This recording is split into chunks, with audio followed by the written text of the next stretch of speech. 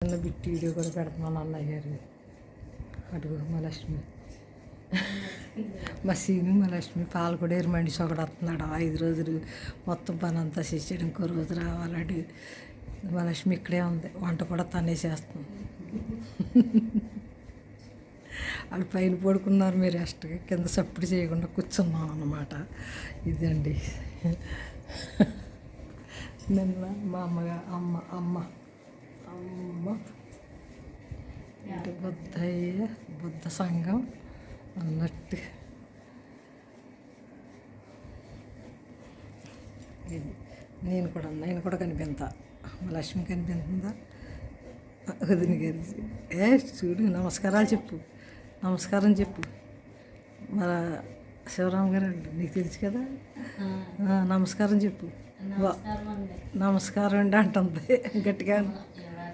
ఆవిడికి చెప్పు నమస్కారం అని. రత్నమాల గారు ఆవిడ పేరు రత్నమాల గారు నమస్కారం. రత్నమాల గారు ఆయన శివరామరావు శాస్త్రిగా అన్నయ్య గారి పేరు. మేమిద్దరం ఇక్కడ ఉన్నాము, మాకు ఎంత అయింది 2:30. నిన్న అంత అలిసిపోయాం కదా, ఇలా ఉన్నాం అన్నమాట.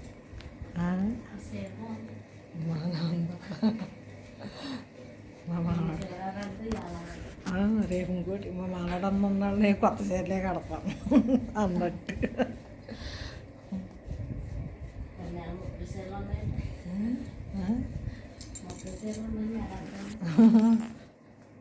ఒక 10 రోజుల దాకా, 15 రోజుల దాకా.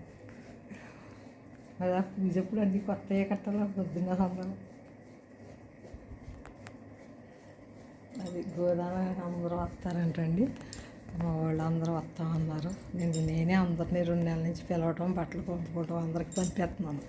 ఎందుకంటే మన ఇంట్లో ఉంటే ఆ టయానికి పూజ దగ్గర నాకు పూజ మీద ఉండదు. ఎవరికి బట్టలు పెట్టాలా అంటారు. సో ఆలోచన వచ్చేస్తుంది, ఆలోచన రాకూడదని అందరికీ, మా ఊరు మాంగళోళ్ళకి, సాగలోళ్ళకి, మన ఇంటి పక్కన చుట్టాలకి, ఇది పని వాళ్ళకి, పాత వాళ్ళకి, కొత్త వాళ్ళకి మొత్తం అందరికి ముందే బట్టలు పంపించాను. ఆ రోజు మటుకి రైకులు పడ్డు, అట్టుపళ్ళు, మా బాబు జంతికలు సారి, పిల్లోడు జంతికలు సారి తెస్తారు కదండి, అవి పంపేసి వస్తాయి. ఆ రోజే బ్యాగులు అవి ఇచ్చేసి పంపేటివే భోజనం అయ్యాక. ఇదండి మా ఇంట్లో స్టోరీ.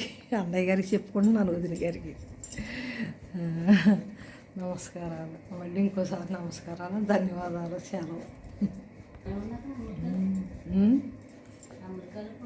ఇప్పుడు వాళ్ళు ఇంకో 2 గంటలకు లెగుతారు, మధ్య నిద్రలో ఉంటారు.